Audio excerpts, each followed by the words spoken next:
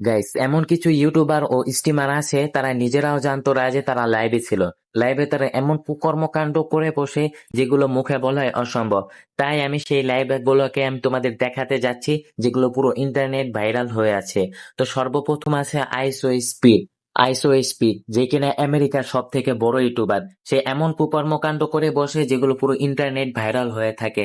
একদিন আইসো স্পিড এরকমের একটা গেমস খেলতেছিল, গেমের মাঝে সে এমন একটা কাজ করে বসে অডিয়েন্সরা একদমই প্রস্তুত ছিল না। এই দেখো গাইস,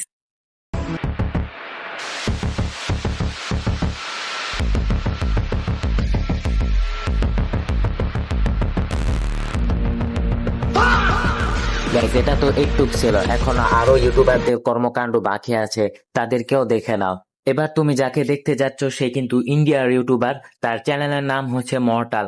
তার প্রত্যেকটা ভিডিওতে পাবজি গেম প্লে করতে দেখা যায়, কারণ সে পাবজি গেমার। কয়েক বছর আগে সে এমন একটা কাজ করে বসে যেটা কিনা কেউই বিশ্বাস করতে চাইছিল না। সেদিন তার বন্ধুর সাথে লাইভে একটা টুর্নামেন্ট খেলে।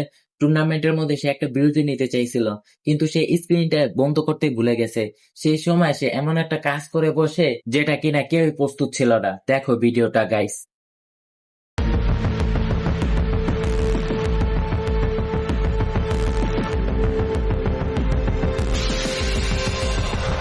মর্টাল ইউটিউবার যখন এই ভিডিওটা দেখে তখন ডিলিট না করে অ্যাকসেপ্ট করে নেয়, কারণ জানি না। নম্বরে রয়েছে নোভা পাত্রিকা। গাইস, নোভা পাত্রিকা কিন্তু একজন ক্যানাডিয়ান স্ট্রিমার।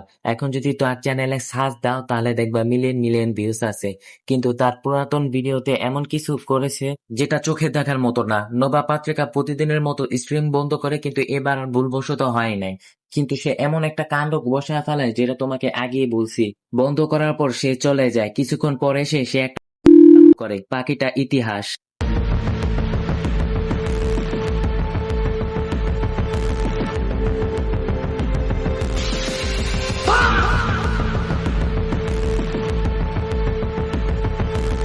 এই ভিডিওটা ইন্টারনেটে এত ভাইরাল হয়েছে যা বলার মতো না।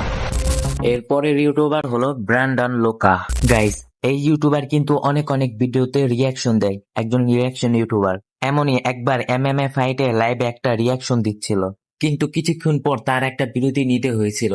সেই বিরতি নেওয়ার সময় তার রুমের ভিতরে এমন একটা আওয়াজ আসে যেটা চীনা জানা আওয়াজ। তোমরা সকলেই বুঝতে পারবে এটা কিসের আওয়াজ। তো তাহলে দেখতে থাকো তোমরা এই ভিডিওটা। Alvarez and James Kirkland. 3,000 fans and everybody expects James Kirkland to start very fast. কিছুক্ষণ পর ব্র্যান্ডন লোকা এসে দেখে কি লাইভ এখনো চালু, কিন্তু ফানি টুইস্ট তখন আসে যখন তার সামনে একটা সাদা কাপড়ের ছেলে এসে পড়ে। অডিয়েন্স সেটা মনে করতে থাকে এই দুজন কি ওই আওয়াজটা বাজাইছিল। সবাই এটাই বিশ্বাস করতে থাকে। তোমরা কি বলো?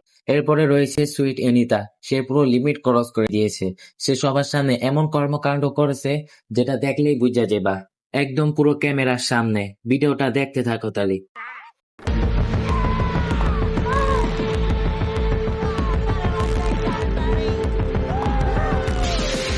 কিন্তু গাইস, সুইট এনিতা এটা ইচ্ছা করে করেনি। তার একটা রোগ আছে টোনাল সিনড্রোম নামক, সেই জন্য করে।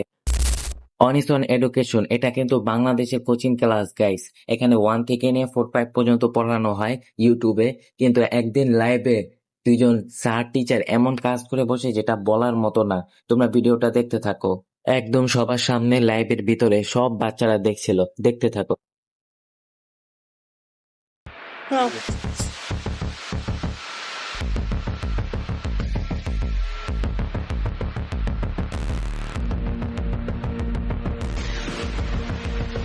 Anche mi sentite così. Salto con le poco salto con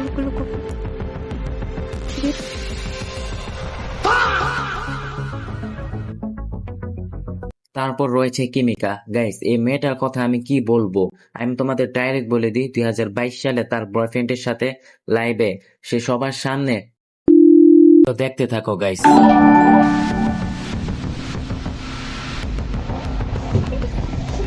Ya va, para quédate ahí.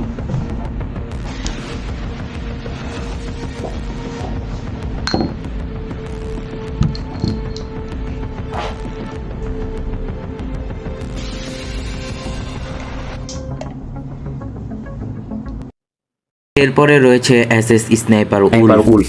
সে কিন্তু অন্যজনের ভিডিও দেখে অনেক ভাইরাল হয়েছে। সে বেশি অশ্লীল কর্মকাণ্ড ও ভাব নিয়ে থাকে। তার পুরোনো লাইভে সে এমন একটা কাজ করছে যা বলার মতো না। ভিডিওটা দেখতে থাকো। Time tomorrow. I'm gonna go to sleep. Bye, guys. A few moments later. Oh, so cute. She's so cute. Guys, তোমরা কি মনে করছো সে আসলেই করছে? না, সে আসলেই করে নাই। সে একটা প্র্যাঙ্ক করছে। সে দেখে এরকম ভিডিও করলে সে ভিডিওটা অনেক ভাইরাল হয়, সে এরকম করা শুরু করছে। গাইস, আজকে এই পর্যন্তই শেষ। তোমরা যদি আরো এরকম ভিডিও দেখতে চাও তাহলে আমার চ্যানেলে সাবস্ক্রাইব ও লাইক করে দাও এবং কমেন্টে জানিয়ে যাও পার্ট 2। এরকম আরো অনেক ইউটিউবার আছে। তো এখন চলি, পরে দেখা হচ্ছে।